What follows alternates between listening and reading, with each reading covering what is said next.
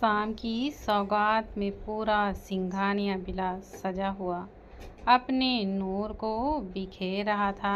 एक साथ परिवारों के जुड़ने की खुशी और नए रिश्तों के बनने की खुशी में शहर के बहुत ही नामी लोगों को बुलाया गया था। गेस्ट के रूप में सभी बिजनेसमैन मौजूद थे। सिक्योरिटी बहुत ज़्यादा टाइट थी। आदित्य और ध्रुव दोनों ही सिक्योरिटी लगे हुए थे। अर्जुन तैयार होकर बस दरवाजे की तरफ ही देखे जा रहा था। इसके अलावा अनुज की भी वही ही हालत थी। वह भी दरवाजे पर ही नजरें गड़ाए हुए था। दोनों को देखकर रूहानी खांसने लगती है, लेकिन दोनों ही उस पर बिल्कुल भी ध्यान नहीं देते हैं। रूहानी दोनों के ही आगे खड़ी होकर, हद है, मैं आप दोनों को कब से ही देखे जा रही हूँ। दोनों नजरें गड़ाए खड़े हो। अब क्या हमारी वैल्यू ही खत्म हो गई है? अनुज हंसते हुए, रूहानी पहले ये तो बताओ कि तुम्हारी वैल्यू पहले कभी थी? यह सब सुनते ही रूहानी एकदम से चिढ़ जाती है। वह कुछ बोलती उससे पहले ही अनुज दरवाजे पर इशारा करते हुए, देखो तुम्हारी दी का देवर आ गया, जाओ और उसका दिमाग चाटो, आज हमें बख्श दो। बोलते हुए अनुज रूहानी के सामने हाथ जोड़ लेता है। वहीं रूहानी दरवाजे की तरफ देखती है, जहां तेजस के साथ वंश और उसकी मम्मी पापा आ गए। वंश अचानक से रूहानी की तरफ देखता है तो रूहानी उससे नजरें हटाकर बुरा सा मुंह बना लेती है।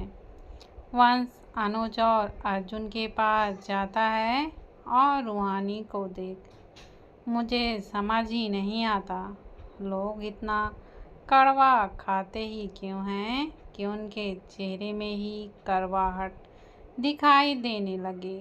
रूहानी चिढ़ते हुए, तुम्हारी प्रॉब्लम क्या है? जब देखो मेरे पीछे ही पड़े रहते हो। अर्जुन और अनुज वहां से साइड होकर निकल जाते हैं। वंश मुस्कुराते हुए, तुम्हारे पीछे मैं क्यों पड़ूंगा? और वैसे भी कोई पागल ही होगा जो तुम्हारे पीछे पड़ेगा। इस पर रूहानी वंश को घूरते हुए वहां से चली जाती है। इंतजार हो रहा है कि दरवाजे पर राठौर परिवार आ जाते हैं। उनके आते ही सबकी नज़र बस प्रीत पर ही टिक जाती है। ब्लू कलर की गाउन, बाल को बन बनाए और हल्के मेकअप में प्रीत की खूबसूरती एकदम से कहर ढा रही थी। अर्जुन की नज़र तो उस पर से हटने का नाम ही नहीं ले रही थी। पृथ्वी और विकासा उन सब का स्वागत करते हैं। प्रीत की नज़रें अर्जुन को खोजने लगती हैं। वह ना नज़रें घुमा ही रही थी कि उसकी नज़र सीधे अर्जुन पर पड़ती है। अर्जुन को देखते ही प्रीत के होठों पर मुस्कुराहट आ जाती है। अर्जुन भी प्रीत को देखते हुए मुस्कुराने लगता है। राठौर परिवार के आने के बाद वहां दत्ता परिवार भी पहुंच जाते हैं। आज थीम ब्लू थी तो सपना ने भी ब्लू कलर का ही गाउन पहना हुआ था, जो उस पर बहुत ही ज़्यादा जच रही थी।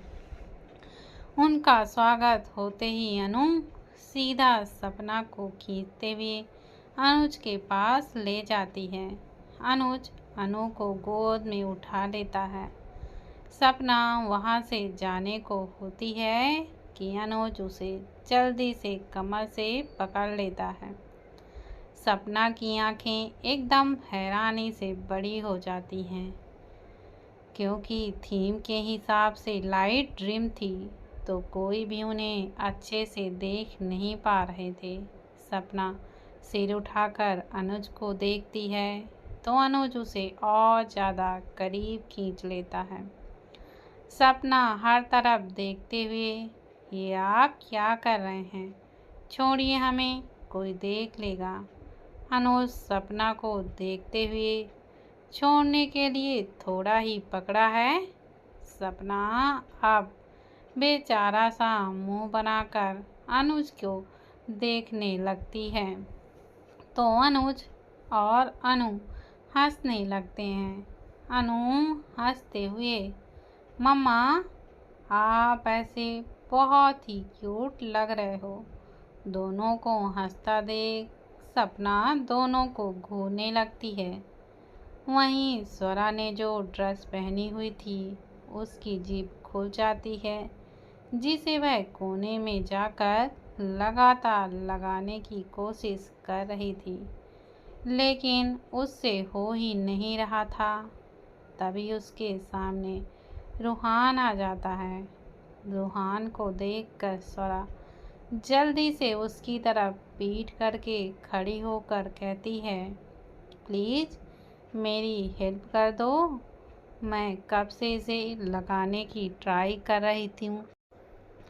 रूहान जैसे ही स्वरा की खुली हुई पीठ को देखता है, झट से अपनी आँखों को वह बंद कर लेता है। रूहान चुपचाप वहाँ आंखें बंद करके खड़ा रहता है। बहुत देर तक जब रूहान कुछ नहीं करता तो स्वरा मुड़कर देखती है। उसे आंखें बंद करके खड़ा देख स्वरा चिढ़ते हुए कहती है, आंखें क्यों बंद की हैं तुमने? मैंने जिप लगाने के लिए बोला है। उसके इतना बोलते ही रूहान झटके से आंखें खोलकर स्वरा का हाथ पकड़कर उसे खींच लेता है। उसके खींचते ही स्वरा सीधे रूहान के गले लग जाती है। स्वरा पीछे होने को होती है कि रूहान कहता है, चुपचाप खड़ी रहो। रूहान स्वरा को गले लगाए हुए उसके जिभ को लगाने लगता है।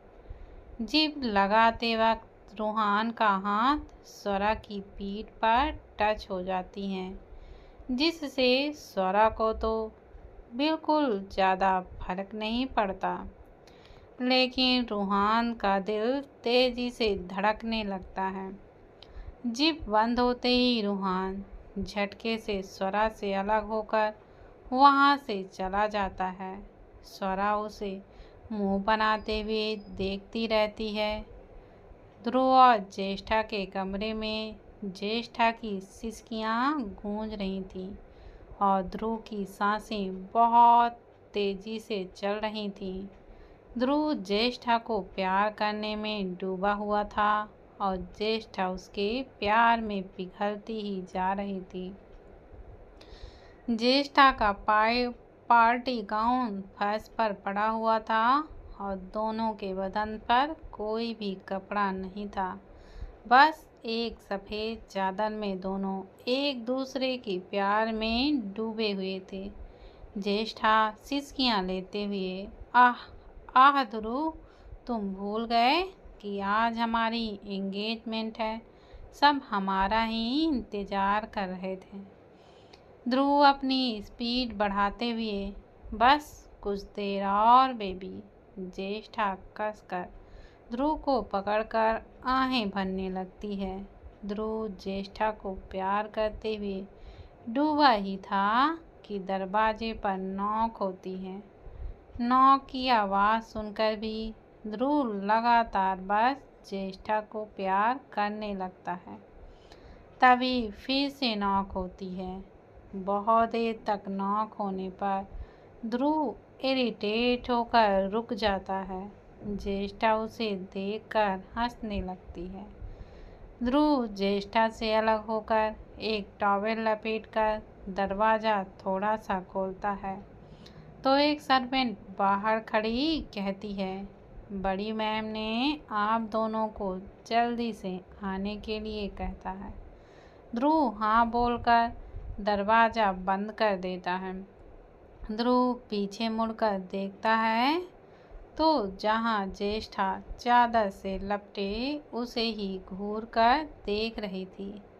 ज्येष्ठा, तुम हौसी इंसान, मैं अच्छी खासी रेडी हुई थी, सब तुमने बिगाड़ दिया, ऊपर से मेरे ड्रेस को भी फाड़ दिया।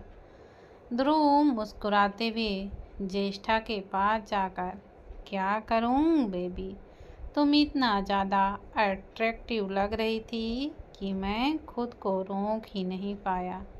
ये ड्रेस जितनी जल्दी खुल भी तो नहीं रही थी, तो मुझे फाड़ना ही पड़ा।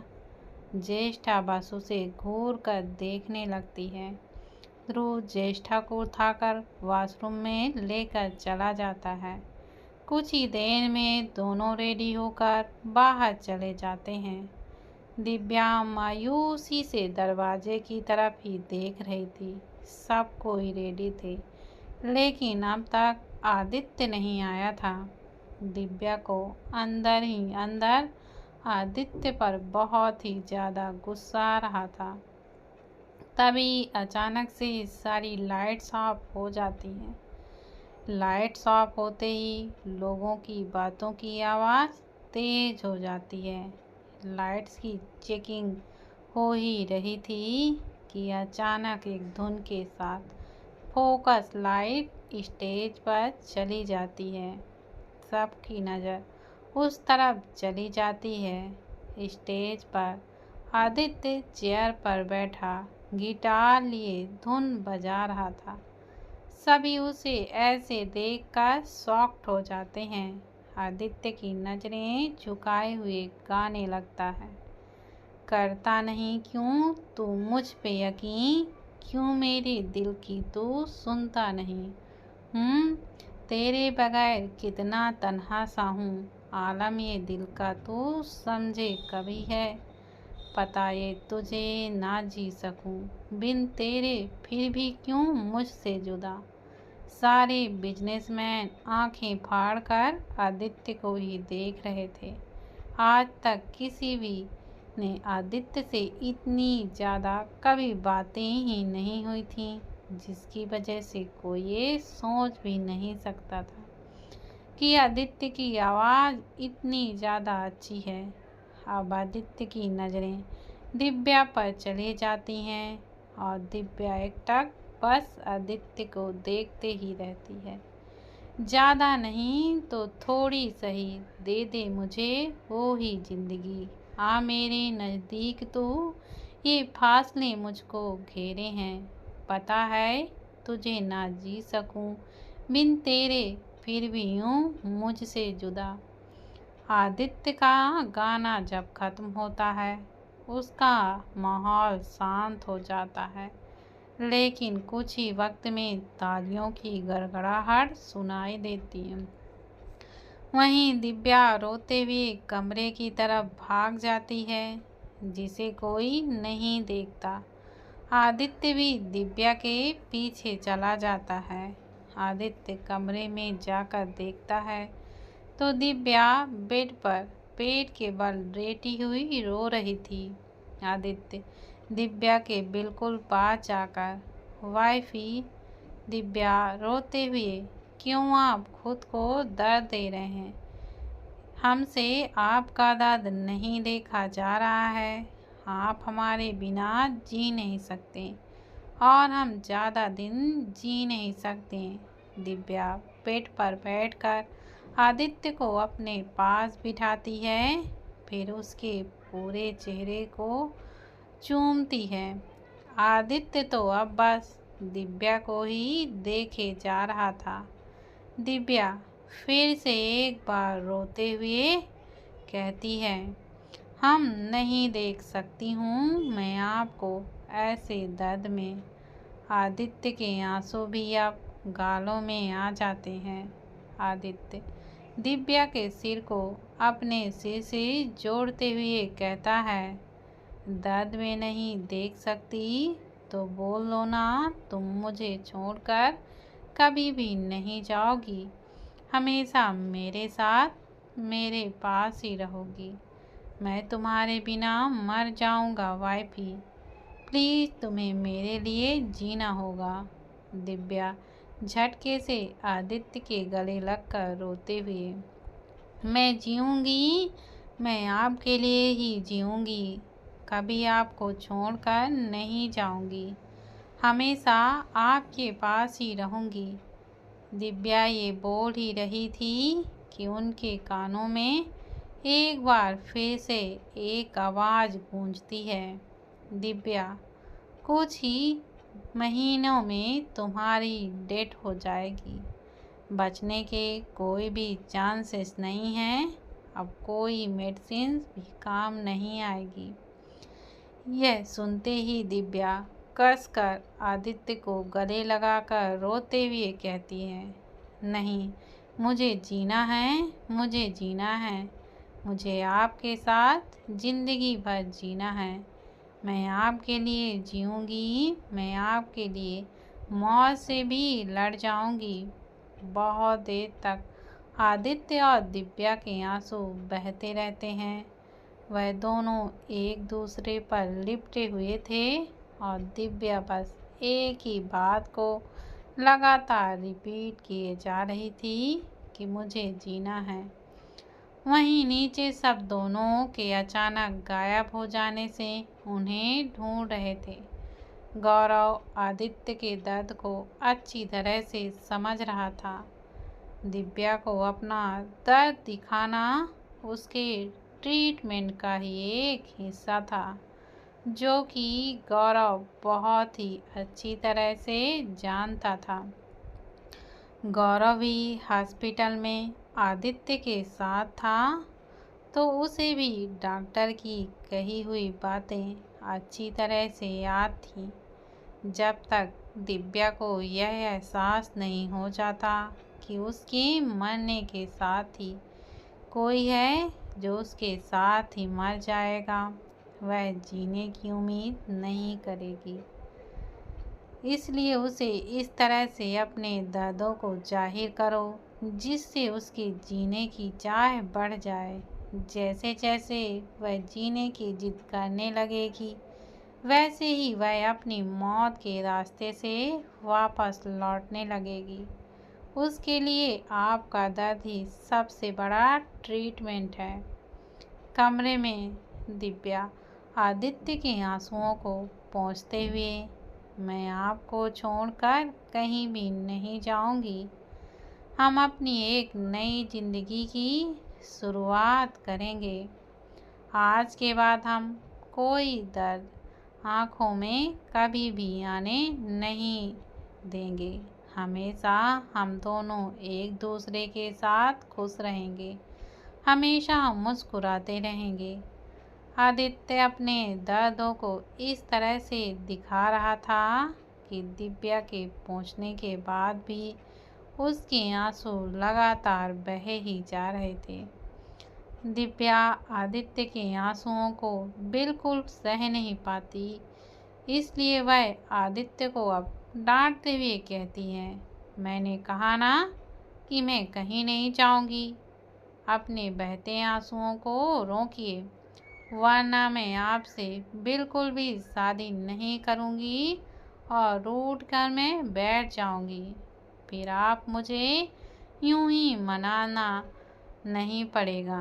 दिव्या की प्यार भरी डांट से आदित्य मुस्कुराने लगता है।